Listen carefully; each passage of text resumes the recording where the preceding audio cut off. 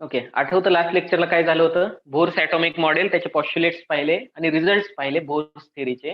Results one by one पाहिले. त्याच्यामध्ये species like hydrogen, ज्या स्पेसिस हायड्रोजन लाईक स्पेसिस आहे की ज्याच्या सराउंडिंग मध्ये ओनली वन इलेक्ट्रॉन रिव्हॉल्व करतोय न्यूक्लियसच्या भोवती, त्या स्पेसिसला आपण काय केलं? त्या स्पेसिसला बोर्स थेअरी अप्लाय केली आणि त्याच्यासाठी दोन फॉर्म्युले होते. एक होता त्या ऑर्बिटच्या रेडियससाठीचा आणि दुसरा होता एनर्जीसाठीचा. ओके, एनर्जीसाठी जो फॉर्म्युला आहे त्याच्यामध्ये 2.18 इंटू 10⁻⁻18 ही जूल मधली व्हॅल्यू घेतलेली आहे आपण रेडबर्ग कॉन्स्टंटची, RH Rydberg constant for hydrogen atom. Okay, त्याच्यासाठीची व्हॅल्यू आपण घेतली आहे 2.18 इंटू 10⁻⁻18. रिवाइज होतंय, आठवतंय? Okay, now give the heading explanation of the line spectrum of hydrogen using Bohr theory. Explanation of the line spectrum of hydrogen using Bohr theory. Bohr theory revise करायला लागेल थोडीशी. दिलं तुम्ही heading? Yes, sir. Reply me. Heading दिलं? Okay. So now according to second postulate of Bohr theory, write down, according to second postulate of Bohr theory. आठवते का? Second पॉस्ट्युलेट आठवतंय? Second पॉस्ट्युलेट आठवतंय? Yes, sir.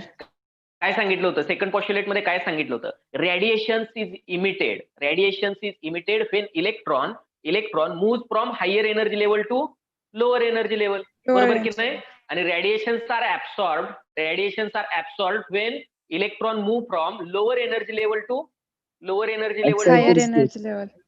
Higher energy level किंवा excited state म्हणतो. Okay, यातला आपल्याला पाहिजे एनर्जी इमिट कधी होते, रेडिएशन इमिट कधी होतं. मग आपण काय लिहिणार? Radiations emitted, write down, radiations emitted when electron move from काय म्हणू शकतो आपण? Outer orbit to inner orbit म्हणू शकतो. Outer orbit to inner orbit. कधी रेडिएशन्स इमिट होतील? इलेक्ट्रोमॅग्नेटिक रेडिएशन्स आउटर ऑर्बिट मधला इलेक्ट्रॉन जर इनर ऑर्बिट मध्ये आला, म्हणजेच काय? हायर एनर्जी लेवलचा इलेक्ट्रॉन हायर एनर्जीचा इलेक्ट्रॉन लोअर एनर्जी लेवलला आला. ते लिहू शकता तुम्ही. Electron move from higher energy level to lower energy level, असंही लिहू शकता तुम्ही. किंवा जर आपण कन्सिडर केलं हा न्यूक्लियस आहे, ठीक आहे, आउटर एनर्जीचा इलेक्ट्रॉन हा आउटर ऑर्बिट मधला इलेक्ट्रॉन हा इनर ऑर्बिट मध्ये आलेला आहे. जर आपण असं कन्सिडर केलं, जर याचा principal quantum number n is equal to suppose I आहे आणि याचा n is equal to f आहे, n is equal to I आहे, n is equal to f आहे, म्हणजे इनिशियल टू फायनल म्हणतो आपण त्याला. इनिशियल ऑर्बिट मधून फायनल ऑर्बिट मध्ये आला तर आपण काय म्हणू शकणार? इथं काय म्हणू शकतो आपण? Electron move from principal quantum number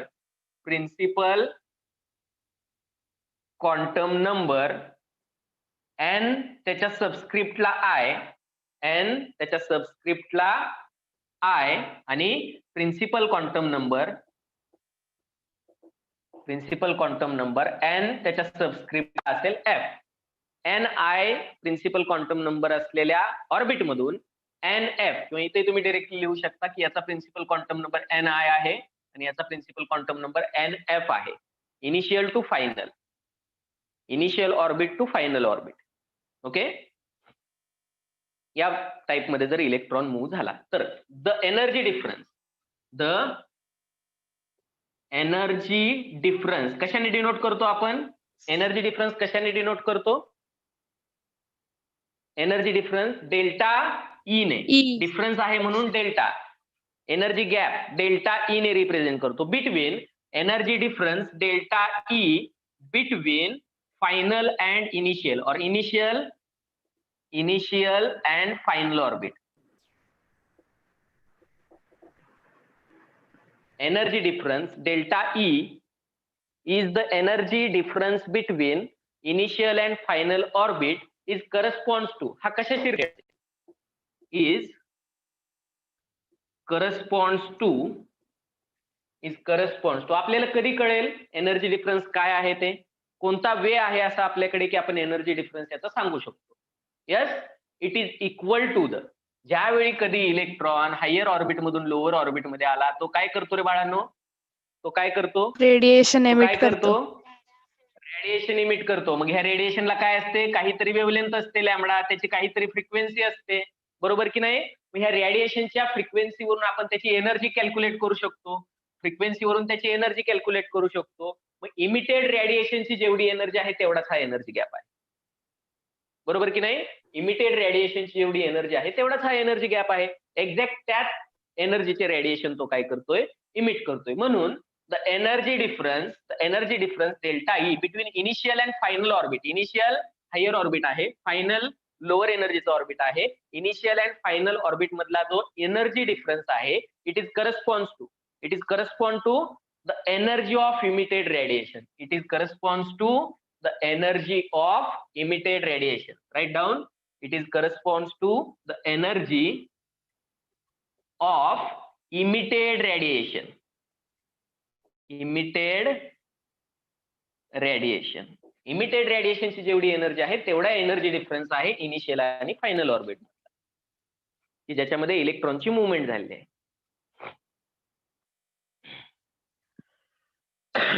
मग आता सांगू शकताय तुम्ही एनर्जी डिफरन्स सांगू शकताय का, एनर्जी डिफरन्स सांगू शकताय का. थर्ड पॉस्ट्युलेट मध्ये काय सांगितलं, according to third postulate of Bohr theory. Now write down, according to third postulate मध्ये डेल्टा ई कसा कॅल्क्युलेट करायचा सांगितलं आहे थर्ड पॉस्ट्युलेट मध्ये. According to third postulate of Bohr theory, delta E is equal to energy of higher orbit minus energy of lower orbit. Higher orbit काय होतं आपलं, higher orbit काय होतं, यस EI मायनस EF म्हणू शकतो आपण, E2 minus E1, बरोबर की नाही. E2 मायनस E1 म्हणजेच काय, E2 मायनस, इथं आपण 1 आणि 2 यूज केलं नाही, इथं आपण इनिशियल आणि फायनल हे दोन टर्म यूज केले आहेत. मग energy of initial orbit minus energy of final orbit according to third postulate of Bohr theory. मग आपण याला म्हणू शकतो this is the equation number 1. त्याच्यानंतर हे झालं postulate, second postulate, third postulate use केलं आपण बोर थिअरीचं. रिझल्ट पाहिले होते आपण, result derived from the Bohr theory, वेगवेगळे रिझल्ट पाहिले आपण. त्याच्यावरून आपण सांगू शकतो काय सांगू शकतो पहा, एनर्जी म्हणजे काय. Energy is equal to negative sign होतं RH म्हणजे Rydberg constant. RH means Rydberg constant for hydrogen in the bracket 1 upon काय होतं minus RH in the bracket 1 upon n square. n is the principal quantum number. आठवतं का हे आठवतंय तुम्हाला. Yes, reply मी. आठवतं का, लास्ट लेक्चरलाच झाले बाळांनो. Okay, so according to the result derived from Bohr theory, write down, according to the result derived from Bohr theory, according to the result derived from Bohr theory. जर बोर्डवरचं काही समजलं नसेल तर विचारत चला. ऍक्च्युली मी रायटिंग मध्ये जास्त वेळ टाइम स्पेंड करत नाही, त्यामुळे माझं रायटिंग असं आहे, व्यवस्थित लिहिलं थोडा वेळ जातो आणि टाइमच आपल्याकडे कमी असतो नेहमी. ओके, काय सांगू शकतो आपण, energy equal to minus RH 1 upon n square होतं ब्रॅकेट मध्ये. Okay, so call this as a equation second.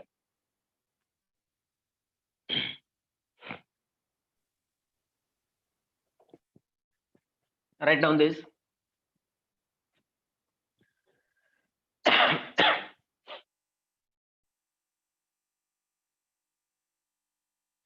इथपर्यंत क्लिअर आहे सगळं.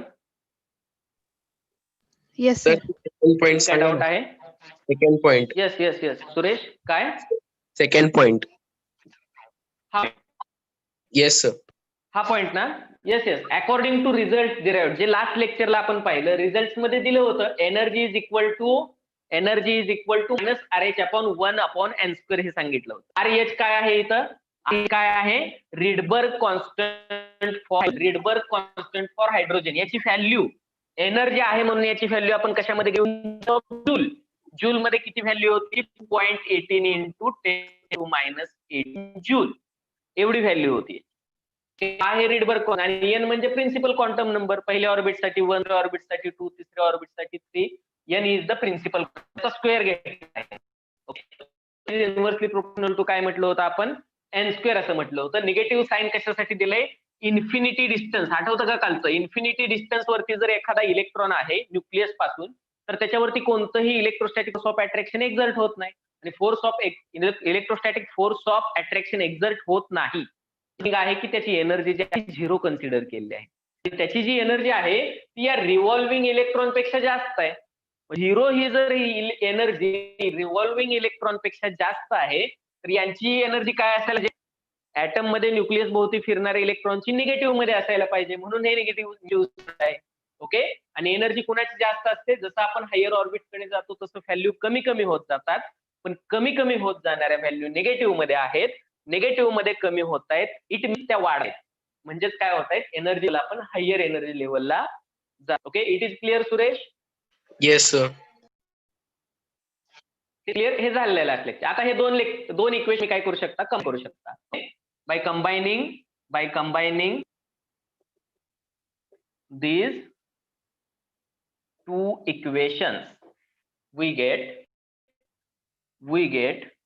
वाटेल आपल्याला ई ची व्हॅल्यू. ई कुठं आहे हा डेल्टा ई आहे. ई इथं आहे ठीक आहे. ई आय आहे इथं. ई एफ आहे. This is energy of initial orbit. This is the energy of final orbit. Okay, मग याच्यातला डिफरन्स आहे. इक्वेशन इथं आहे एनर्जीचं. ही व्हॅल्यू आपण इथं पुट करणार, हीच व्हॅल्यू आपण इथं पुट करणार. पण आय साठी मला याच्यामध्ये काय चेंज करावं लागेल पहा.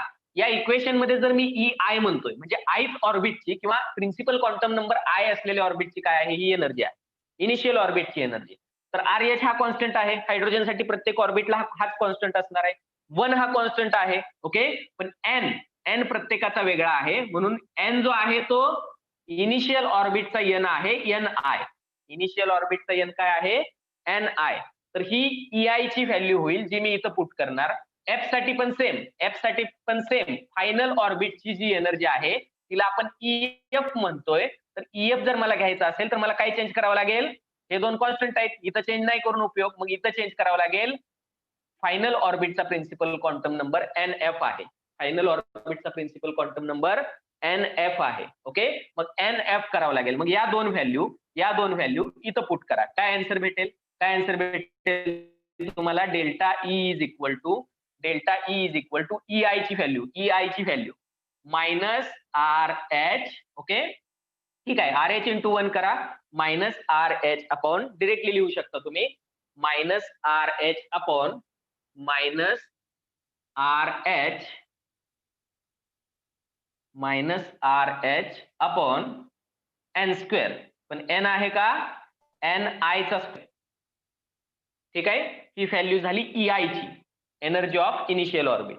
मायनस आता हा मायनस आहे इथला. ईएफ ची व्हॅल्यू काय येईल minus R H upon N F square. कुणाला काही डाऊट आहे इथपर्यंत? It is clear? काही Yes, डाऊट sir. आहे का? It is clear? Okay, Suresh समजतंय का हे? Suresh, are you got this Yes. Everyone? ठीक आहे. फक्त काय केलं आपण आर एच आणि 1 कॉन्स्टंट आहेत. जर इनिशियल ऑर्बिटची एनर्जी असेल तर मी एन पण घेणार इनिशियल ऑर्बिटचा. मग इनिशियल ऑर्बिटच्या एनला आपण एन आय असं म्हटलेलं आहे. जर फायनल ऑर्बिटची एनर्जी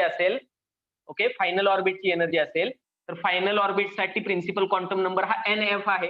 मग आपण तिथं फक्त एन एफ पुट केलेला आहे. ठीक आहे, हे मायनस साइन आहे इथलं आणि दोन्ही ठिकाणी मायनस साइन आहे ते इथून आलेले आहे. ओके, निगेटिव्ह व्हॅल्यू घेतोय आपण. प्रत्येक ऑर्बिटची एनर्जी ही निगेटिव्ह मध्ये आहे. पण एनर्जी गॅप जो आहे हा पॉझिटिव्ह मध्ये येणार आहे. कसा येणार आहे पहा. मायनस इंटू मायनस काय होईल मायनस इंटू मायनस प्लस होईल. मायनस इंटू मायनस प्लस होईल म्हणजेच काय होईल ही व्हॅल्यू प्लस होईल ही व्हॅल्यू निगेटिव्ह राहील. ही पॉझिटिव्ह व्हॅल्यू आहे निगेटिव्ह आहे. पॉझिटिव्ह व्हॅल्यू पहिल्यांदा लिहा minus into minus plus RH upon NF square minus RH upon NI square. RH upon NI square हे बनेल. ओके, दोन्ही मध्ये काय कॉमन आहे? RH. Redbox figure constant. मध्ये RH कॉमन आहे. घ्या त्याला बाहेर घ्या त्याला. कॉमन पुट करा त्याला RH. ओके, ब्रॅकेट मध्ये काय राहील? ब्रॅकेट मध्ये काय राहील? 1 1 upon upon NF square minus 1 upon Ni square. 1 minus 1 upon NI square.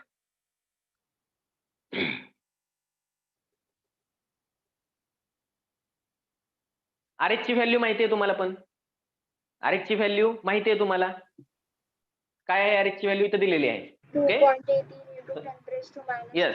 So substituting the value of RH in joules. Write down. Substituting the value of RH in joules, we get. याच्या खाली एक sentence लिहा.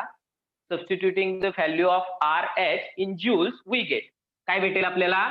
Delta E is equal to 2.18 into 10 raised to minus 18 in the bracket 1 upon NF square minus 1 upon NI square. And this becomes equation number 3. This becomes equation number 3. Sir, Yes. delta E is equal to EI minus EF. तिकडे पण आपल्याला delta E भेटतंय ना sir? Sir मग रेडबक्स हो, delta E constant भेटतोय, पण energy काय आहे? सर मग yes. Why to use Rydberg आवाज कॉन्स्टंट? क्लिअर नाही आहे सुरेश, मला परत एकदा. ओके, रिडबर्ग कॉन्स्टंट का यूज करायचं सांगतो तुम्हाला. रिडबर्ग कॉन्स्टंट हा एनर्जीसाठी आहेच, फॉर्म्युल्यामध्ये आहे. प्रत्येक ऑर्बिटची एनर्जी पहा. जर मी या ऑर्बिटची प्रिन्सिपल क्वांटम नंबर जर 1 आहे याचा, तर याची एनर्जी मी कशी काउंट करणार? याची एनर्जी निगेटिव्ह मध्ये आहे. कशी निगेटिव्ह मध्ये आहे सांगा? पहिल्या ऑर्बिटची जी एनर्जी आहे ही minus RH 1 upon n square आहे. मग 1 अपॉन n स्क्वेअर म्हणजे काय? 1 अपॉन 1 चा स्क्वेअर झाला, म्हणजे RH ची व्हॅल्यू येणार आहे. बरोबर की नाही? सेकंड ऑर्बिटची जर मी एनर्जी काउंट करतोय minus RH 1 upon n square, हा फॉर्म्युला आहे. RH हे फॉर्म्युल्यामध्ये आहे. ठीक आहे, 1 अपॉन n स्क्वेअर. इथं n म्हणजे 2 आहे, 2 चा स्क्वेअर म्हणजे 4. RH च्या व्हॅल्यू जी आहे ती इथं पुट करून याला 4 ने काय करावं लागेल? मला डिवाइड करावं लागेल. मग इथं काय होतंय? फायनल ऑर्बिट मधून की ज्याचा प्रिन्सिपल क्वांटम नंबर NF आहे, सॉरी इनिशियल ऑर्बिट मधून इलेक्ट्रॉन हा फायनल ऑर्बिट कडे येतोय की ज्याचा प्रिन्सिपल क्वांटम नंबर NF आहे. मग याचीही काहीतरी एनर्जी आहे, एनर्जी गॅप जर हवाय मला दोन्हीच्या मधला एनर्जी गॅप, तर ह्या एनर्जी गॅपला आपण डेल्टा ई म्हणतोय. पण याच्या एनर्जीच्या फॉर्म्युल्यामध्ये रिडबर्ग कॉन्स्टंट आहे, याच्या एनर्जीच्या फॉर्म्युल्यामध्ये रिडबर्ग कॉन्स्टंट आहे. मग मी याची एनर्जी लिहू शकतो. याची एनर्जी काय आहे? Energy of initial orbit is equal to minus RH 1 upon NI square. ठीक आहे, आणि याची एनर्जी काय आहे? Energy of final orbit is equal to minus RH 1 upon NF square. मग याच्यातून हे मायनस केलं, ते इथे केले आपण. येस सर कळालं. ठीक आहे, त्याच्या एनर्जी मधून हे मायनस करतोय. मायनस मायनस प्लस होईल, तो अगोदर येईल. फायनल ऑर्बिटची जी एनर्जी आहे तो अगोदर येईल आणि NF पहिल्यांदा येईल, NI नंतर. ठीक आहे, this is your third equation. Okay, आता हेच इक्वेशन आहे की जे आपण वेव्ह नंबरच्या फॉर्म मध्ये रिप्रेझेंट करू शकतो, रिटर्न करू शकतो याला वेव्ह नंबर मध्ये. कसं करू शकतो पहा. रिडबर्ग कॉन्स्टंट तर आपण घेतलेला आहे, पण in the term of joule घेतलेला आहे.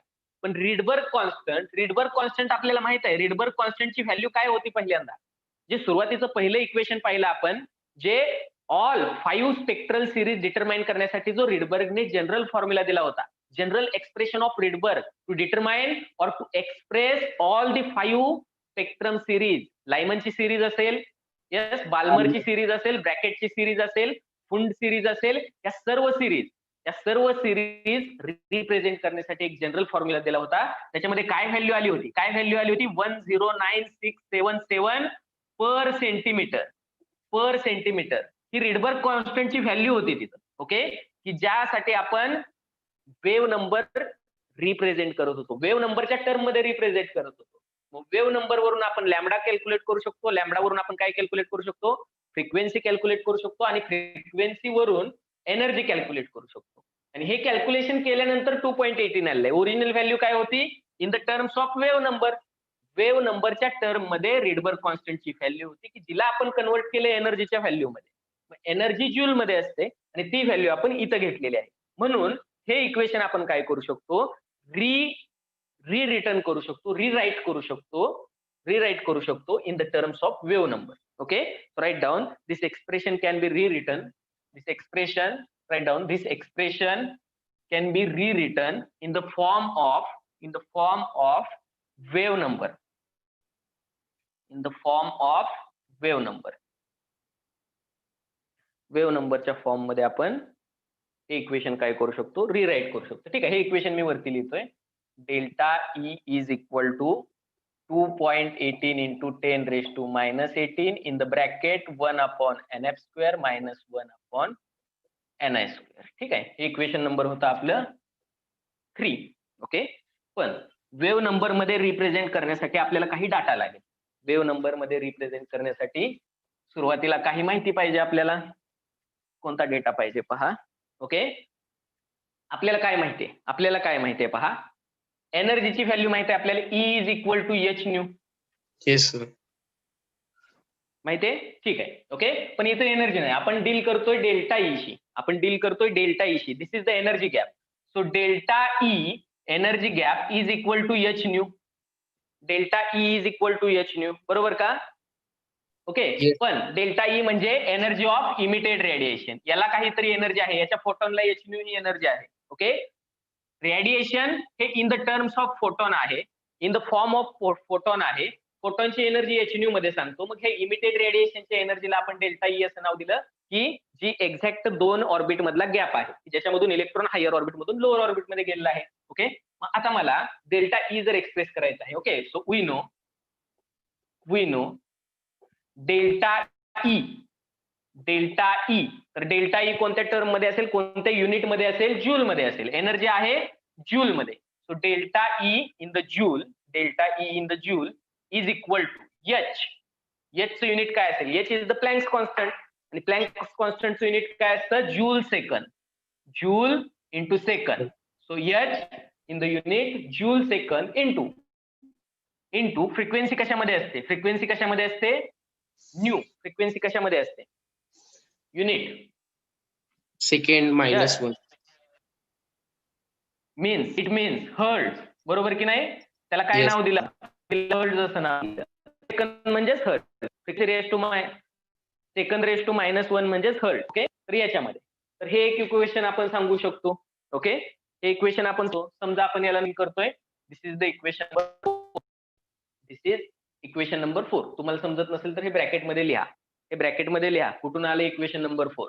इक्वेशन नंबर कुठून आलं? आपल्याला काय काय माहित होतं? Energy of photon E is equal to H nu असतं. यामध्ये आपण याला delta E is equal to H nu, आणि तेच फक्त आपण काय केलेलं आहे? युनिट लिहितोय. त्याच्या पुढे फक्त युनिट टाकलं, पण बाकी काय नाही, फक्त युनिट रिप्रेझेंट केले.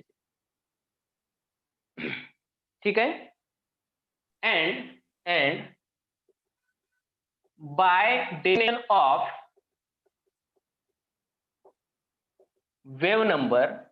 definition of wave number we get. Okay, wave नंबरची डेफिनेशन कशात सांगू शकतो, कशामध्ये एक्सप्रेस करू शकतो? बघा, पहा, पहिल्यांदा C is equal to nu lambda. हे तर माहिती आहे प्रत्येकाला. C is equal to nu lambda. velocity of electromagnetic radiation or velocity of light is equal to, it is the product of frequency and wavelength. Okay, frequency and wavelength. ठीक आहे. मी जर lambda या साईडला घेतला, C velocity of light त्या साईडला place केली, काय होईल? इथं मल्टिप्लिकेशनला आहे किंवा न्यूमरेटरला आहे, इकडे आल्यानंतर हा डिनॉमिनेटरला होईल. Therefore 1 by lambda is equal to C ला पलीकडे पाठवा, काय आन्सर आहे? यस, काय आन्सर भेटेल? Frequency minus reply me. Frequency minus speed of light. Minus येईल का? इथं प्लस नाहीये कुठंच. हे न्यूमरेटरला आहे, इकडे पाठवल्यानंतर हे डिनॉमिनेटरला जाणार आहे. सी डिनॉमिनेटरला जाणार आहे. लक्षात घ्या, सी डिनॉमिनेटरला जाणार आहे. इट इज ओके सुरेश, बरोबर का? 1 इंटू सी आहे. जर इथं असं असतं 1 प्लस सी असतं तर डेफिनेटली इकडे जाऊन हे मायनस झालं असतं, बरोबर की नाही? आणि 1 इकडे राहिलं असतं. पण इथं नाहीये तसं काय, काहीच नाहीये. प्लस मायनस कोणतीही टर्म नाहीये. म्हणून आपण याला काय शकतो, याला 1 इंटू सी असं कन्सिडर करू शकतो. मग इंटू सी आहे म्हणून हा काय जाणार आहे, डिनॉमिनेटरला जाणार आहे. जर तुम्ही 1 प्लस सी कन्सिडर करताय तर त्याचं मिनिंग वेगळं होणार आहे. मग आपला फक्त सी आहे, फक्त सी आहे म्हणून 1 इंटू सी आहे. ओके. जर कोणतीही टर्म असेल, फॉर एक्झाम्पल ए आहे, काही नाही दिलं तर तुम्ही ए इंटू 1 करू शकता किंवा ए डिवायडेड बाय 1 करू शकता. हे दोन्ही कन्सिडर करू शकता. हे दोन्हीचं मिनिंग एच होतं, बरोबर की नाही? प्लस 1 मायनस 1 नाहीये इथं. जर असेल तसं तर तुम्ही काय करू शकता, प्लस मायनस करू शकता. ओके. 1 अपॉन लॅम्बडा म्हणजे nu by C. Okay. Frequency divided by speed of light. But we know 1 upon lambda means 1 upon lambda means wave number. wave number is written as it is the inverse of wavelength. wave number म्हणजे wavelength चा inverse आहे. 1 upon wavelength म्हणजे wave number किंवा 1 upon wave number म्हणजेच lambda. Okay. म्हणून इथं आपण काय म्हणू शकतो, therefore न्यू बार. आता लक्षात ठेवा, याच्यामध्ये गल्लत करायची नाही, याच्यामध्ये जमलिंग करायचं नाही. हा वेव्ह नंबर आहे, ही फ्रिक्वेन्सी आहे. ज्याच्यावरती बार आहे, न्यू बार म्हणजे वेव्ह नंबर आहे, न्यू म्हणजे काय आहे, फ्रिक्वेन्सी आहे. So nu bar is equal to nu by C.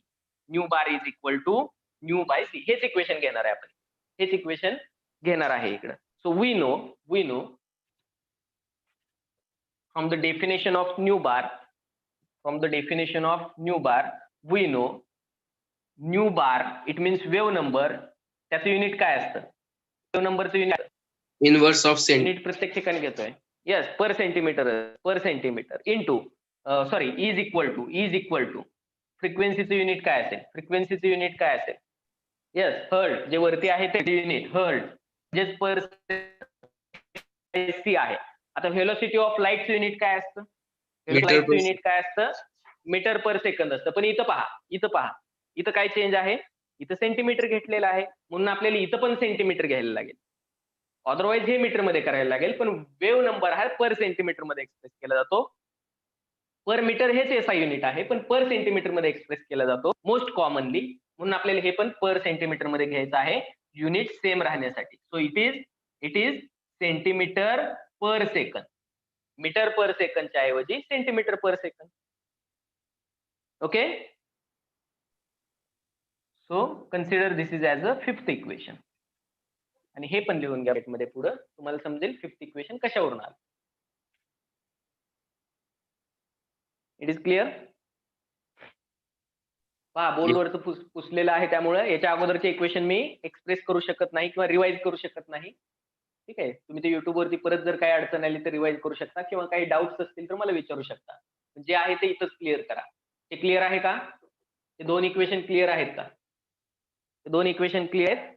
एवढाच हार्ड पार्ट आहे याच्यामधला. Okay. Now we can combine these three equations by combining these three equations.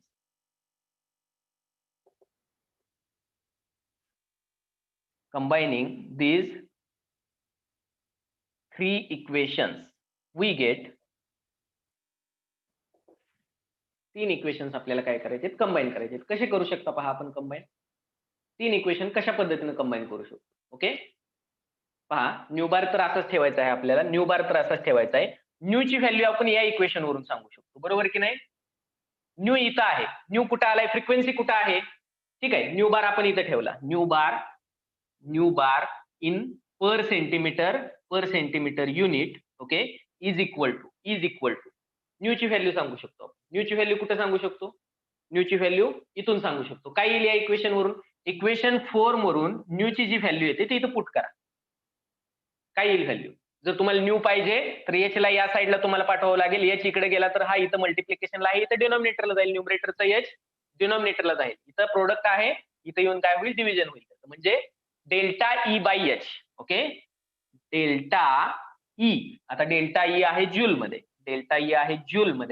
Divided by H. H आहे joule second मध्ये, delta E by H. Okay. पण ही झाली new ची value. त्याच्या डिनॉमिनेटरला काय आहे, त्याच्या डिनॉमिनेटरला सी आहे. ओके. ते थोडंसं पुढे लिहू शकता 1 अपॉन, याच्या डिनॉमिनेटरला लिहिण्यापेक्षा पुढे लिहा 1 अपॉन सी. त्याला डिनॉमिनेटरला ठेवा सी ला, आणि सेंटीमीटर पर सेकंद जे युनिट आहे त्याचं इट इज सेम. म्हणजे आपण काय केले पहा, काय केलं आपण इथं, काय केलं आपण, फक्त न्यूची व्हॅल्यू फोर्थ इक्वेशन वरून न्यूची व्हॅल्यू काढली आपण, एचला इकडे पाठवली, E by H, nu is equal to E delta E by H, ही व्हॅल्यू आपण इथं पुट केली न्यूच्या ठिकाणी, डिनॉमिनेटरला जो सी होता तो आपण पुढे तसाच लिहिलेला. ओके, क्लिअर आहे हे, क्लिअर आहे, येस सर. Clear Yes. आहे का? ओके, क्लिअर आहे. आता आणखी काय करू शकतो बघा याच्यामध्ये, ठीक आहे, इक्वेशन फिफ्थच लिहितोय आपण मॉडिफाय करून, इक्वेशन फिफ्थ मॉडिफाय करून लिहितोय, न्यूची व्हॅल्यू लिहिली इक्वेशन 4 वरून, इक्वेशन 3 वरून आपण काय लिहू शकतो, इक्वेशन 3 वरून काय लिहू शकतो, काय कॉमन आहे, डेल्टा ई कॉमन आहे ना, मग डेल्टा ई ची जी व्हॅल्यू आहे, डेल्टा ई ची जी व्हॅल्यू आहे ती इथं पुट करा, डेल्टा ई ची जी व्हॅल्यू आहे ती इथं पुट करा. कशा पद्धतीने पुट करता येईल पहा, nu bar in per centimetre, okay, means wave number is equal to delta E ची व्हॅल्यू काय, डेल्टा ई ची व्हॅल्यू काय, 2.18 इंटू 10⁻⁻18, ब्रॅकेट आहे तो आपण नंतर लिहूया, 2.18 इंटू 10⁻⁻18, ओके, डिवायडेड बाय, ही झाली डेल्टा ई ची व्हॅल्यू, हा जो ब्रॅकेट आहे हा आपण पुढे लिहूया, divided by H in joule second, okay, two into 1/c in centimetre per second, ही झाली सी ची व्हॅल्यू, ओके, इंटू इथं ब्रॅकेट लिहू शकतो आपण, हा जो डेल्टा ई मधला ब्रॅकेट आहे राहिलेला हा पुढे लिहा, 1/nf² मायनस 1/ni², बरोबर आहे का? Yes sir. बरोबर आहे का? ओके, मग हे तुम्हाला माहिती आहे, एच ची व्हॅल्यू माहिती आहे तुम्हाला, it is the constant, Planck's constant, C ची व्हॅल्यू माहिती आहे तुम्हाला, सी ची value it is the velocity of light, या व्हॅल्यू पुट करा या इक्वेशन, या व्हॅल्यू काय करा, पुट करा या इक्वेशन मध्ये, काय भेटेल, या व्हॅल्यू जर इक्वेशन मध्ये पुट केल्या काय भेटेल, काय भेटेल पहा, इथं लिहितोय मी, nu bar is equal to 2.18 into 10⁻⁻18, ठीक आहे, ही value, okay, divided by H ची व्हॅल्यू काय आहे सांगा मला, एच ची व्हॅल्यू काय आहे, yes 6.626 into 10⁻34 joule second. Joule second, okay, velocity of light ची व्हॅल्यू काय आहे, velocity of light, 3 of light, okay, 3 into 10⁻8 metre per second आहे, याला सेंटीमीटर पर सेकंद करा, सेंटीमीटर पर सेकंद करा, कसं करणार centimetre per second, centimetre per second मध्ये युनिट आहे, कसं करणार, एका मीटर मध्ये 100 सेंटीमीटर असतात, मग 100 ने सिम्पली याला मल्टिप्लाय करा, काय बनेल, 3 इंटू 10⁻8 चा होईल 10 सेंटीमीटर पर सेकंद, बरोबर की नाही? Yes sir. ओके, मग ही व्हॅल्यू लिहा, 3 into 10⁻10 centimetre per second, okay, आणि याच्या पुढे काय राहतंय, हा ब्रॅकेट राहतोय, ब्रॅकेट काय आहे, 1/nf² मायनस 1/ni².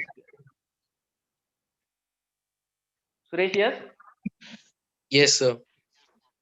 डाऊट आहे काही? नाही ना? No sir. ठीक आहे, तर हे कॅल्क्युलेशन करू शकता तुम्ही.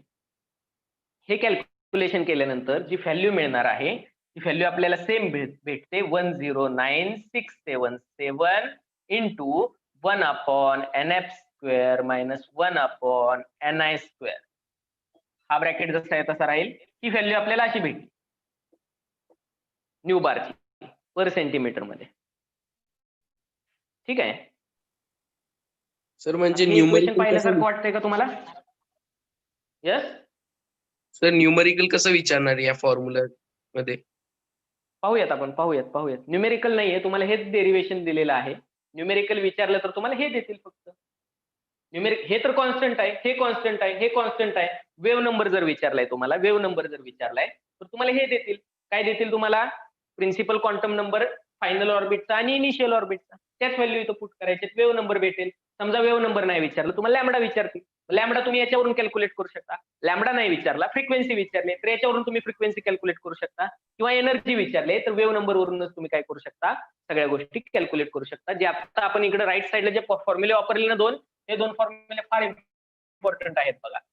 फोटॉनची एनर्जी सांगितली एच न्यू, फोटॉनची एनर्जी काय एच न्यू, आणि speed of light yes new lambda. हे दोन इक्वेशन खूप इम्पॉर्टंट आहेत, याच्यावरून तुम्ही सगळ्या गोष्टी इंटर रिलेटेड आहेत हे आपण याच्यावरून सांगू शकतो. लॅमडा भेटला फ्रिक्वेन्सी कॅल्क्युलेट करू शकतो का तर हा कॉन्स्टंट आहे, बरोबर की नाही. लॅमडा जर दिला तुम्हाला फ्रिक्वेन्सी कॅल्क्युलेट करू शकतो का तर व्हेलॉसिटी ऑफ लाईट कॉन्स्टंट आहे. ओके, जर तुम्हाला फ्रिक्वेन्सी भेटली तर फ्रिक्वेन्सीवरून तुम्ही एनर्जी कॅल्क्युलेट करू शकता का तर एच कॉन्स्टंट आहे. मग मिळालेली फ्रिक्वेन्सी इंटू जर एच केलं तर तुम्हाला एनर्जी भेटणार आहे, एनर्जी ऑफ फोटॉन. त्यामुळं ह्या सगळ्या टर्म्स इंटर रिलेटेड आहेत. ओके, हे लक्षात असू द्या. हे जे फॉर्म्युले आहेत nu bar is equal to 1 upon lambda, हे लिहून घ्या कुठेतरी साईडला. हे इम्पॉर्टंट आहेत, हे तुम्हाला लक्षातच ठेवायचे आहे. किंवा आता आपण काय फॉर्म्युला तयार केला होता याच्यावरून काय फॉर्म्युला तयार केला होता, nu bar is equal to nu upon C, हा एक फॉर्म्युला. तर हे डिरेक्टली तुम्हाला काय करू शकतात किंवा या 2 फॉर्म्युल्यावरून तुम्ही बाकीचे सगळे, या 3 वरून तुम्ही बाकीचे सगळे डिराईव्ह करू शकता. हे इम्पॉर्टंट आहे, हे लक्षात ठेवा. ठीक आहे. मग हे इक्वेशन कशासारखं वाटतंय आपल्याला, हे इक्वेशन जे आपण Balmer बोर series. थेअरीवरून एक्सप्लेन केलंय. बोरचं पहिलं सेकंड पॉस्ट्युलेट, बोर थेअरीचं थर्ड पॉस्ट्युलेट, बोर थेअरीचे रिझल्ट, ह्या सगळ्या गोष्टी युज करून आपण जे इक्वेशन कॅल्क्युलेट केलं हे कुणासारखं दिसतंय. Balmer. This equation is same as like Balmer नाही जनरल इक्वेशन. बाल्मर मध्ये इथं 1 व्हॅल्यू होती, 1 नाहीये इथं, आता 1 नाहीये इथं. जनरल इक्वेशन जे दिलं होतं, कुणी दिलं होतं, 5 स्पेक्ट्रम सिरीज साठी रिडबर्गने. So this is the same as like Rydberg equation.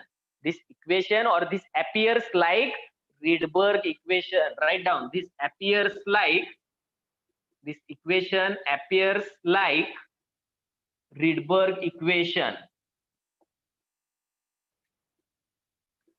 काय बदल आहे त्याच्यामध्ये, काय बदल आहे रिडबर्ग मध्ये आणि याच्यामध्ये काय फरक आहे. NF च्या ठिकाणी काय होतं, NF च्या ठिकाणी N1 लिहिलं होतं रिडबर्ग. NF च्या ठिकाणी N1 लिहिलं होतं आणि NI च्या ठिकाणी इथं काय लिहिलं होतं रिडबर्गने, N2 असं लिहिलं होतं. म्हणजे फक्त N2. 2 टर्म वेगळ्या भेटलेल्या आहेत आपल्याला. तर ह्या 2 टर्म याच्यामध्ये पुट केले तर आपल्याला काय भेटतंय, रिडबर्ग इक्वेशन भेटतं. ठीक आहे, इथपर्यंत काय अडचण आहे, का पहा इथपर्यंत. Any doubt, any query. म्हणजे बोर्स थेअरीवरून आपण जे इक्वेशन डिराईव्ह करतो ते सेम आहे रिडबर्ग इक्वेशन सारखं, फक्त या 2 टर्म वेगळ्या आले जे आपण N1 आणि N2 ने रिप्रेझेंट करू शकतो. यस सर हे कळालंय, पण पहिलेच ते कन्फ्युज होते. कशाचं कन्फ्युज होतंय सांगा मला. सर ते 2 लेक्चर पहिले 2 लेक्चर कोणते 2 सर, लेक्चर. ह्याच्या पहिले 2 लेक्चर. याच्या पहिल्याचे 2 लेक्चर. ठीक आहे, होऊन जाईल तुमचं. आपण त्याचा परत रिव्ह्यू घेऊयात, आपण परत रिवाइज करूयात, ते परत होऊन जाईल तुमचं. ठीक आहे, तर हे कुठे युज करणार आहे आपण पहा. ठीक आहे, काय कन्फ्युज होतं त्याच्यामध्ये सांगा मला, काय होतं. बोर्सचे 4 पॉस्ट्युलेट तर व्यवस्थित सांगितले आहेत आपण. यस, बोर्स थेअरीचे लाईन इमिशन स्पेक्ट्रम सांगितलंय व्यवस्थित, लाईन इमिशन स्पेक्ट्रा. सर ते थोडीशी लेक्चर रिवाइज कर. सर ते बाल्मर बाल्मर सिरीज. पास, हा तेच. ठीक आहे, आपण रिपीट करूयात ते एका लेक्चरला. ठीक आहे, ओके सर. सुरेश. बाकीच्यांना कोणाला डाऊट आहेत का. जसं सुरेशला डाऊट आहे बाल्मर सिरीज मध्ये, तसं असेल तर सांगा. We can arrange separate lecture for you. Sir ते 3 परत एकदा ते रिवाइज सिरीज होते ना, बाल्मर सिरीज, पास्कन सिरीज काहीतरी. येस. आणखी कोणाला डाऊट्स आहेत का, रिप्लाय करा. बाकीचे लोक रिप्लाय करा. आणखी कोणाला डाऊट आहेत का, म्हणजे आपल्याला लेक्चर अरेंज करता येईल त्याच्यावरती. यस, वेदांत, तनिषा, सुरेश. ठीक आहे, सुरेशला आहे. Sneha, Sanskriti, Samiksha, Pranit, Kirti, Gaurangi, Aryan, Anjali. Anyone has doubt No, in sir. That series. Okay, ठीक आहे, बाकीच्यांना Yes. डाऊट्स नाहीयेत. ओके, काय सांगितलं. येस, काय सांगितलं होतं त्याच्यामध्ये पहा. N1 आणि N2, तर याच्या ठिकाणी आपण कोणत्या व्हॅल्यू पुट करतोय. जर समजा हे आता आपण डायरेक्ट इनिशियल ऑर्बिट आणि फायनल ऑर्बिट असं एक्झाम्पल घेतलं आहे. एक इलेक्ट्रॉन ट्रान्सफर झाला हायर ऑर्बिट मधून लोअर ऑर्बिट मध्ये, त्याच्यावरून हे इक्वेशन डिराईव्ह केलं आहे. हेच जर आपण 5 सिरीज साठी जर एक्सप्रेस करतोय, तर 5 सिरीज मध्ये काय होतं, लायमनने इथं व्हॅल्यू 1 घेतली होती. लायमन सिरीज मध्ये इथं व्हॅल्यू 1 होती, मग इथं 2, 3, 4, 5 घेऊ शकतो. बाल्मर सिरीज मध्ये इथं व्हॅल्यू 2 होती, मग इथं त्याच्यापेक्षा ग्रेटर 3, 4, 5 घेऊ शकतो. त्याच्यानंतरच्या सिरीज मध्ये, पाचशे सिरीज मध्ये इथं व्हॅल्यू 3 होती, मग त्याच्या पुढच्या व्हॅल्यू 4, 5, 6 पुट केले तर आपल्याला वेगवेगळ्या लाईन्स भेटतायत. मग हेच एक्सप्लेन करू शकतो आपण, पाहूयात स्क्रीन शेअर होते का.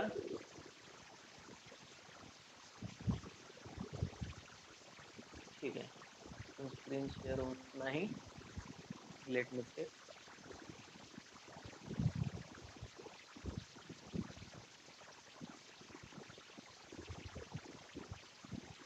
Okay, everyone getting my screen? Yes, sir.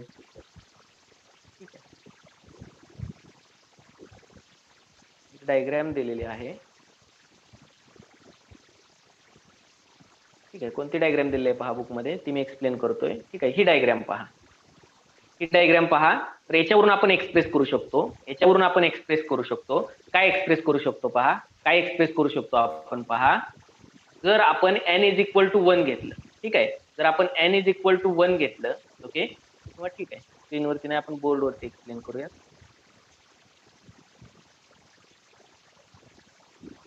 बोर्डवरती it will be easier. Okay, हे आपण फक्त एक एक्झाम्पल घेतलं इनिशियल ऑर्बिट मधून फायनल ऑर्बिट मध्ये. कुणाचा माईक ऑन राहिलेला आहे बघा, जरा म्यूट करा. माईक कुणाचा ऑन राहिलेला आहे?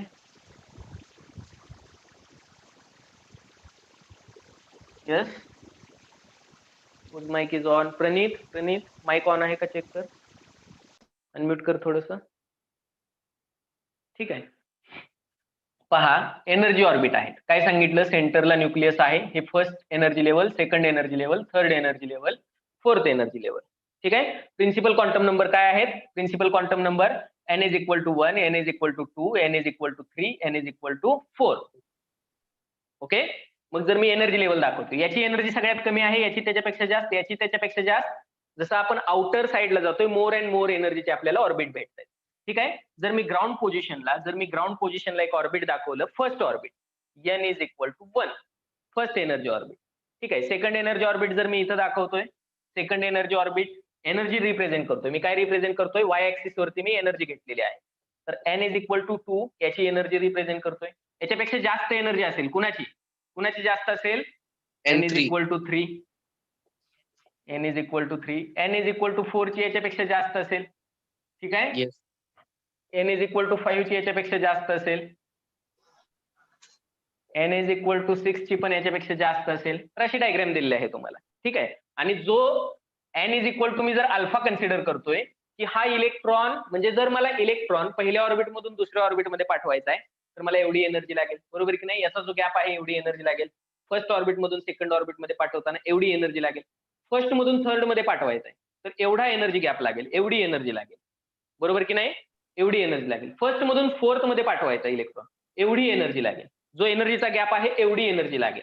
ठीक आहे, आणि जर हा इलेक्ट्रॉन पहिल्या ऑर्बिटमध्ये इलेक्ट्रॉन आहे एक हायड्रोजनच्या, हा टोटल मला रिमूव्ह करायचा आहे. मला याला एनर्जी देऊन टोटल ह्या ऍटम मधून रिमूव्ह करायचा आहे. ओके, जर मी याला रिमूव्ह करतोय टोटल, तर हायड्रोजनचा काय बनला, हायड्रोजननं जर एक इलेक्ट्रॉन इमिट केला, यस, रिलीज केला, त्याचा बनला H प्लस. बरोबर की नाही, पॉझिटिव्ह चार्ज आला त्याच्यावरती. मग H प्लस म्हणजे हा ऍटम नाहीये, हा काय आहे, आयन आहे. हा काय आहे, आयन आहे. मग एखाद्या ऍटम पासून आयन बनण्याच्या प्रोसेसला आयोनायझेशन प्रोसेस म्हणतात. पाहणार आहोत आपण पुढे, आयोनायझेशन म्हणतात. आणि ह्याला जी एनर्जी लागते यासाठी त्याला आयोनायझेशन एनर्जी म्हणतात किंवा आयोनायझेशन एन्थाल्पी म्हणतात. Ionisation enthalpy. तर या हायड्रोजनसाठी आयोनायझेशन एन्थाल्पी असेल, हायड्रोजनसाठी 1312 किलोजूल पर मोल. 1312 किलोजूल पर मोल एका मोल साठीचे आहे. आणि एका मोल मध्ये किती ऍटम्स असतील हायड्रोजनचे, ॲव्होगॅड्रोज नंबर एवढे. आठवतं का फर्स्ट चॅप्टर? Yes sir. काय Avogadro's number? Yes, Avogadro's number 6.022 into 10 raised 6.0. Yes good. Okay, तो ॲव्होगॅड्रोचा नंबर आहे. मग एक मोल ऍटमचे, एका ऍटमचे करू शकत नाही आपण, एक ऍटम घेऊ पण शकत नाही आपण. मग आपण 1 मोल घेऊ शकतो हायड्रोजनचा. 1 मोल घेतला तर पर मोल मध्ये आपला आन्सर येईल, एवढी किलोजूल एनर्जी लागेल. आयोनायझेशन एन्थाल्पी आहे. ओके, तर त्याच्यासाठी मी n is equal to alpha consider करतोय. त्याच्यासाठी n is equal to alpha consider करतोय. अल्फा म्हणजे ऑर्बिट नाही, अल्फा म्हणजे इलेक्ट्रॉन निघूनच गेलेला आहे. मग हा जो एनर्जी गॅप आहे त्याला आपण आयोनायझेशन एन्थाल्पी म्हणतात. हा जो एनर्जी गॅप आहे टोटल ग्राउंड स्टेट मधून आउटच करायचं त्याला, पूर्ण याच्यामधून बाहेर निघून जाईल सगळ्या ऑर्बिट मधून, हायर एनर्जी लेवलला वगैरे तो जाणार नाही. ओके, ठीक आहे. पहा आता व्हॅल्यू काय होती पहा. पहिली सिरीज होती आपली लायमन सिरीज होती. ओके, लायमन सिरीज मध्ये ओके, n1 - 1 upon n2 असं होतं. 109677 हे इक्वेशन होतं आपलं वेव्ह नंबरचं. ठीक आहे, तर n1 ची व्हॅल्यू 1 घेतली होती, n2 ची व्हॅल्यू ती वाढत जाईल 2 3 4 dash dash dash dash dash.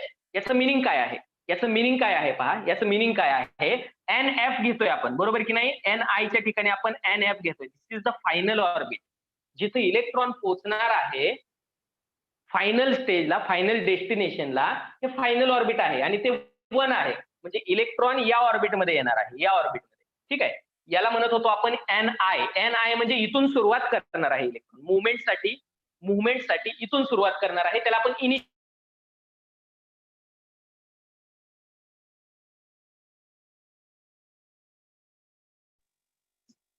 Initial orbit येणार आहे. इलेक्ट्रॉन कुठे येणार आहे, इनिशियल मधून फायनल मध्ये येतो, 2, 3, 4, 5th ऑर्बिट, 6th ऑर्बिट, याच्यामधून फर्स्ट ऑर्बिट मध्ये येणार आहे. याच्यामधून कुठे येणार आहे, फर्स्ट ऑर्बिट मधून. मग फॉर एक्झाम्पल पहा, सेकंड ऑर्बिट मधून इलेक्ट्रॉन फर्स्ट ऑर्बिट मध्ये आला, थर्ड ऑर्बिट मधून इलेक्ट्रॉन फर्स्ट ऑर्बिट मध्ये आला, फोर्थ ऑर्बिट मधून इलेक्ट्रॉन फर्स्ट ऑर्बिट मध्ये आला, 5th ऑर्बिट मधून इलेक्ट्रॉन फर्स्ट ऑर्बिट मध्ये आला, 6th ऑर्बिट मधून इलेक्ट्रॉन फर्स्ट ऑर्बिट मध्ये आला. दिस is called as Lyman series. आणि या लाईन्स ऑब्झर्व केल्या होत्या सायंटिस्ट लायमर यांनी. ओके, त्याच्यानंतर next Balmer series. Balmer series मध्ये काय होतं, बाल्मर सिरीज मध्ये बाल्मरने N1 ची व्हॅल्यू 2 घेतली होती, मग N2 काय झाला, 3, 4, 5, 6, 7, 8. Okay, in this way. म्हणजे काय, थर्ड, फोर्थ, फिफ्थ, सिक्स्थ या हायर ऑर्बिट मधून सेकंड ऑर्बिट मध्ये इलेक्ट्रॉन मुवमेंट आहे. सेकंड ऑर्बिट मध्ये मुवमेंट आहे, म्हणजे थर्ड मधून सेकंड मध्ये येईल, फोर्थ मधून सेकंड मध्ये येईल, फिफ्थ मधून सेकंड मध्ये येईल, फायनल डेस्टिनेशन सेकंडच आहे, सिक्स्थ मधून सेकंड मध्ये येईल. तर या लाईन्स ऑब्झर्व केल्या होत्या फिजिबल रिजन मध्ये बाल्मरने, म्हणून या सिरीजला आपण काय म्हणत असतो, बाल्मर सिरीज. याला आपण बाल्मर सिरीज म्हणत असतो. हे सगळं आपण एक्सप्लेन करू शकतो NF, NI आणि हे यूज करून, म्हणजे बोर्स थेरीवरून आपण हे एक्सप्लेनेशन देऊ शकतो, बोर्स थेरीवरून. ओके, त्याच्यानंतर पाश्चनने काय केलं होतं, पाश्चनने N1 ची व्हॅल्यू 3 घेतली होती, मग N2 च्या व्हॅल्यू बनल्या 4, 5, 6 अशा व्हॅल्यू बनल्या. ठीक आहे, मग 3 हे फायनल डेस्टिनेशन झालं, 3 हे फायनल ऑर्बिट झालं, 4 मधून 3 मध्ये येईल, 5 मधून 3 मध्ये येईल, 6 मधून 3 मध्ये येईल. ते दाखवू शकतो आपण, दिस इज द थर्ड ऑर्बिट. 4 मधून थर्ड मध्ये आला, फोर्थ ऑर्बिट मधून, 5व्या ऑर्बिट मधून थर्ड ऑर्बिट मध्ये आला, 6th ऑर्बिट मधून थर्ड ऑर्बिट मध्ये आला. So this is called as पाश्चन series. ह्या लाईन ऑब्झर्व केल्या होत्या, हे ट्रान्झॅक्शन ऑब्झर्व केले होते. इलेक्ट्रॉनचे ट्रान्झिशन आहेत, सेकंड मधून फर्स्ट मध्ये आला, थर्ड मधून फर्स्ट मध्ये आला. जर फायनली इलेक्ट्रॉन फर्स्ट ऑर्बिट मध्ये येतोय, फायनली फर्स्ट मध्ये येतोय, सेकंड मधून फर्स्ट मध्ये आला, थर्ड मधून फर्स्ट मध्ये आला, फोर्थ मधून फर्स्ट मध्ये आला, हे ऑब्झर्व केलं होतं लायमनने. ज्या लायमनला लाईन्स भेटल्या त्या या होत्या, लायमन्सला भेटलेल्या लाईन या होत्या. ओके, त्याच्यानंतर इथं जर ऑब्झर्व करताय तुम्ही, तर हे काय आहे, इथं ब्रॅकेट सिरीज आहे. ब्रॅकेट या सायंटिस्टची सिरीज आहे की जिथं फायनल डेस्टिनेशन हे फोर्थ ऑर्बिट आहे, फायनली इलेक्ट्रॉन फोर्थ ऑर्बिट मध्ये जातो. आणि 5th ऑर्बिट मध्ये जर जात असेल तर फंड सिरीज म्हणतो आपण त्याला. जर 5th ऑर्बिट मध्ये जात असेल तर फुंड सिरीज म्हणतो. तर ह्या 5 सिरीजचे एक्सप्लेनेशन आपण कशावरून देऊ शकतो, ह्या 5 सिरीजचे एक्सप्लेनेशन आपण बोर्स थेरीवरून देऊ शकतो. So we are explaining the line spectrum of hydrogen using Bohr's theory. Bohr's theory use करून आपण हायड्रोजनचे लाईन एमिशन स्पेक्ट्रम काय करतोय, एक्सप्लेन करतोय. त्याच्यासाठी हे इक्वेशन महत्वाचं आहे, त्याच्यामधलं रिलेशन महत्वाचं आहे की जे रेडबर्गने दिलं होतं N1 आणि N2, त्याच्या ठिकाणी फक्त NF आणि NI एवढंच यूज करतोय आपण. NF आणि NI एवढंच चेंजेस आहेत त्याच्यामध्ये, बाकी काही चेंजेस नाहीत. हे आपण कन्सिडर केले किंवा हे चेंजेस आपण काय केले, डिराईव्ह केले कशावरून, इलेक्ट्रॉन फायनल ऑर्बिट मधून इनिशियल ऑर्बिट मध्ये आला असं कन्सिडरेशन केलं आपण. त्याच्यावरून आपण हे सगळं काय केलं आहे, एक्सप्लेन केलं आहे. काही डाऊट आहे याच्यामध्ये एक्सप्लेनेशन मध्ये, anyone has doubt? No sir. ठीक आहे, ही फिगर आहे बुक मध्ये.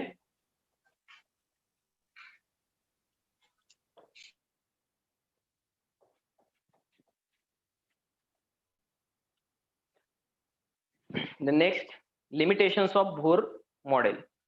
Give the heading.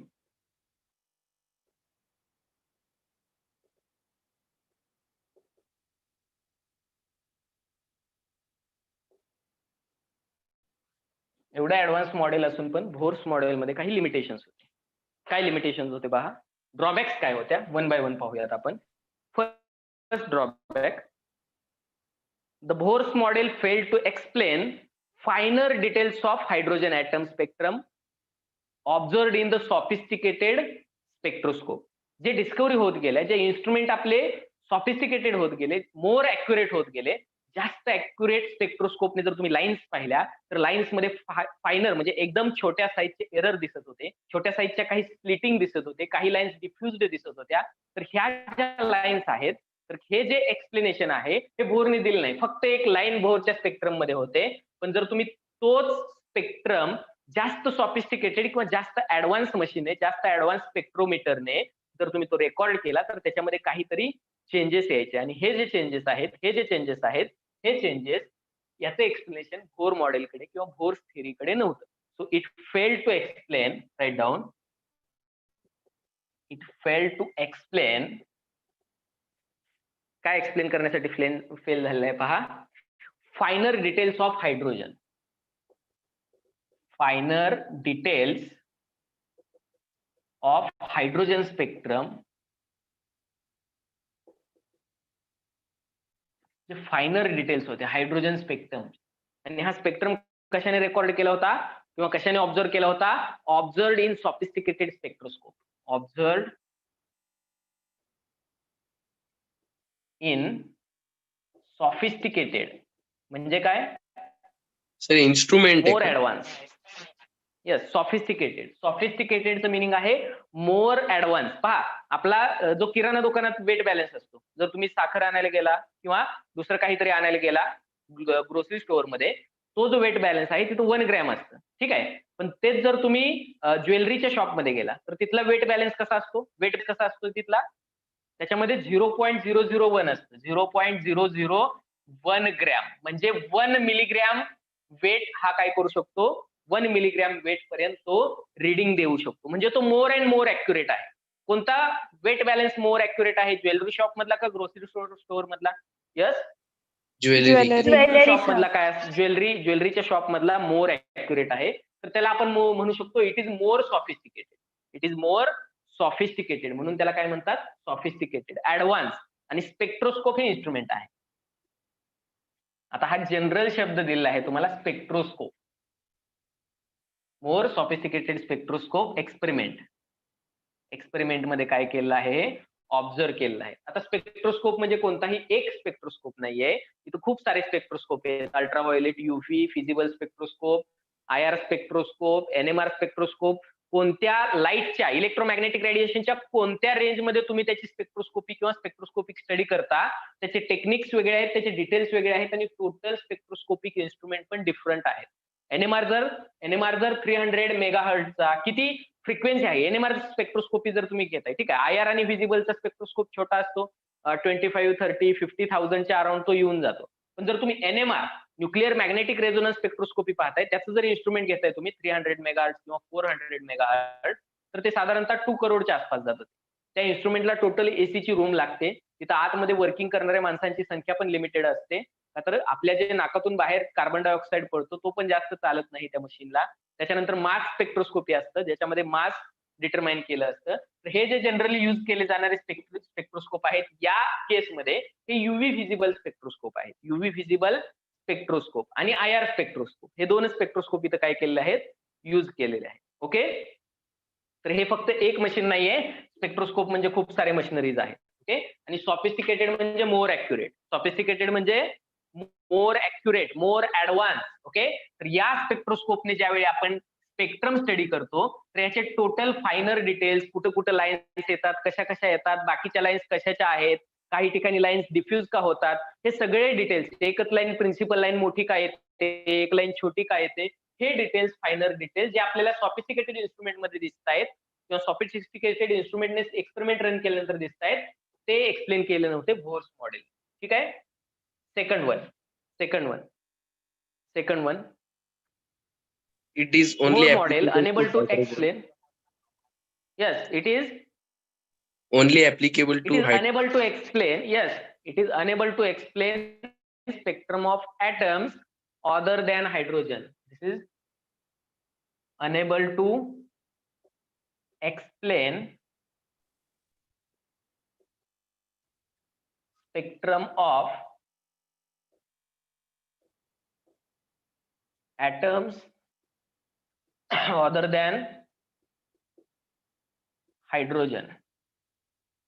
It is not applicable to other atoms other than hydrogen atoms. फक्त हायड्रोजन साठी आहे. ठीक आहे, हे तर आपण पहिल्यांदाच सांगितलेलं आहे तुम्हाला. फक्त हायड्रोजन स्पेक्ट्रम साठी ही थिअरी ऍप्लिकेबल आहे किंवा हायड्रोजन लाईक स्पेसिस साठी आहे, पण बाकीच्या ऍटम्स साठी नाहीये. ओके, हा पण ड्रॉबॅक असू शकतो मेजर बोर्स मॉडेलचा. Bohr theory could not explain the splitting of spectral line. Spectral line split होतात in the presence of electric field and in the presence of magnetic field. तर ते जे आहे त्याचं रिझन बोर्स मॉडेलकडे नव्हतं किंवा त्याचं एक्सप्लेनेशन नव्हतं. So write down Bohr's theory could not explain Bohr's theory could not explain splitting of spectral lines. ज्या लाईन्स होत्या त्या स्प्लिट होत आहेत म्हणजे फुटत आहेत. ओके, स्प्लिट होणे म्हणजे काय? फुटणे, एकाचे 2 किंवा 3 भागामध्ये रूपांतर होणे. Okay, so splitting of spectral lines in the presence of magnetic field,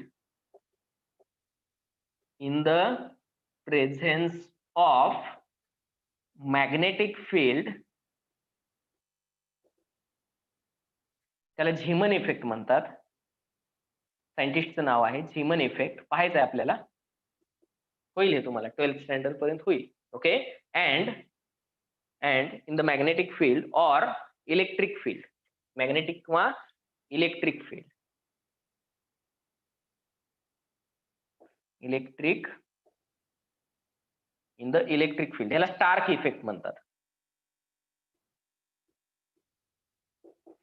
Starc effect म्हणतात.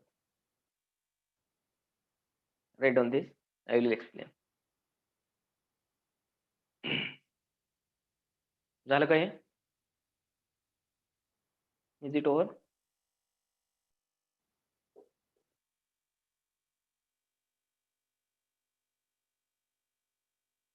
Reply me, it is over.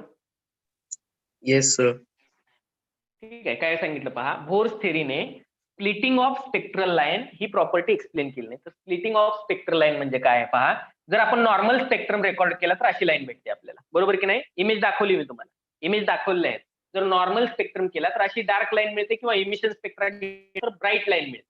जर अशी आपल्याला ब्राईट लाईन भेटते नॉर्मल स्पेक्ट्रम मध्ये, जर तुम्ही त्याच एक्सपेरिमेंट वरती जर तुम्ही मॅग्नेटिक फील्ड अप्लाय करताय किंवा इलेक्ट्रिक फील्ड अप्लाय करताय एक्सपेरिमेंट रन करत असताना, तर ही लाईन आपल्याला अशी दिसत नाही. तर या लाईनचं स्प्लिटिंग होतं. या लाईनचं काय होतं? स्प्लिटिंग होतं. एकाच्या 2, 3 किंवा 4 लाईन्स दिसतात.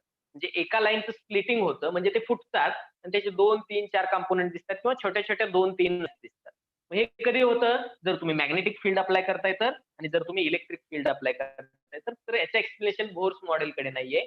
मॅग्नेटिक फील्ड अप्लाय करून जे लाईनचं स्प्लिटिंग केलं आहे तो इफेक्ट स्टडी केलेला आहे झीमन या सायंटिस्टने. So this is called as Zeeman effect. आणि इलेक्ट्रिक फील्ड अप्लाय केल्यानंतर जे स्प्लिटिंग होतं लाईटचं, हा इफेक्ट स्टडी केला आहे स्टार्कने. That's why it is known as Stark effect. आणि हे होणार आहे Zeeman effect, Stark effect physics मध्ये पण काही पार्ट होणार आहे, केमिस्ट्री मध्ये पण होणार आहे. क्लिअर? आता पुरतं हे लक्षात ठेवा, जे स्प्लिटिंग होतंय लाईनचं मॅग्नेटिक किंवा इलेक्ट्रिक फील्ड मध्ये स्पेक्ट्रल लाईन, हे बोर्स मॉडेलकडे याचं काही एक्सप्लेनेशन नाहीये. And last one, it is failed to explain ability of atoms to form molecules and form with the chemical bonds. Chemical bond, एखादा ऍटम केमिकल बॉन्ड कसा तयार करतो किंवा 2 ऍटम एकत्र येऊन मॉलिक्यूल कसा तयार करतात, याविषयी कोणतंही एक्सप्लेनेशन दिलेलं नाहीये. या थेअरी मधून कोणतीही इन्फॉर्मेशन भेटत नाही. आणि जर स्ट्रक्चर ऑफ ऍटम स्टडी करून जर आपल्याला ही इन्फॉर्मेशन भेटत नसेल की बॉन्डिंग कसं होतं, तर याचा आपल्यासाठी काहीही यूज असणार नाही. So this failed to explain, Bohr's model failed to explain, Bohr's model failed to explain the ability of atoms to form molecules. The ability of atoms to form molecules. To form molecules by chemical bond. Molecules by chemical bond. जे covalent bond होतो, ionic bond होतो, yes, coordinate bond होतो. तर हे bond कसे तयार होतात किंवा बॉन्डिंग कसं होतं याचं कोणतंही एक्सप्लेनेशन बोर्स थिअरीकडे नाही. तर हे 4 मेजर काय आहेत, ड्रॉबॅक्स आहेत या लिमिटेशन्स आहेत बोर्स मॉडेलच्या. ओके, की बोर्स मॉडेलने जे फायनर डिटेल होते, जे सॉफिस्टिकेटेड इन्स्ट्रुमेंट मधून आपण एक्सपेरिमेंट करून ऑब्झर्व करू शकतो, त्याच्याविषयी एक्सप्लेनेशन दिलेलं नाहीये. ओके, हायड्रोजन सोडून बाकीचे जे ऍटम आहेत त्याच्याविषयी कोणतंही एक्सप्लेनेशन दिलं नाही बोर्स मॉडेलमध्ये. यस, जे स्प्लिटिंग होतं लाईटचं मॅग्नेटिक फील्ड आणि इलेक्ट्रिक फील्ड मध्ये, तिथे झिमनने आणि स्टार्कने स्टडी केलेलं आहे, याच्याविषयी पण कोणतं एक्सप्लेनेशन नाहीये. आणि बॉन्डिंग कसं होतं किंवा दोन पेक्षा जास्त ऍटम एकत्र येऊन बॉन्ड कसा बनतो, याचंही कोणतं एक्सप्लेनेशन बोर्स मॉडेलकडे नाहीये. Okay, that's why all these are major drawbacks of Bohr's model. मग जसं आपण रुदरफोर्डच्या मॉडेलचं पाहिलं, रुदरफोर्ड मॉडेलमध्ये रुदरफोर्डने सांगितलं होतं की सेंटरला न्यूक्लियस आहे, इलेक्ट्रॉन सभोवताली फिरतायत, पण ते कसे फिरतायत हे सांगितलं नव्हतं. मग यस, मॅक्सवेल्स इलेक्ट्रोमॅग्नेटिक थेरी जी होती त्याच्यामध्ये सांगितलं की ऍक्सेलरेटेड चार्ज पार्टिकल जर असेल, ऍक्सेलरेटेड चार्ज पार्टिकल असेल तर तो रेडिएशन इमिट करतो आणि पाथ त्याचा स्पायरल होऊन हा इलेक्ट्रॉन न्यूक्लियस मध्ये पडायला पाहिजे. त्याचं एक्सप्लेनेशन रुदरफोर्ड मॉडेलकडे नव्हतं.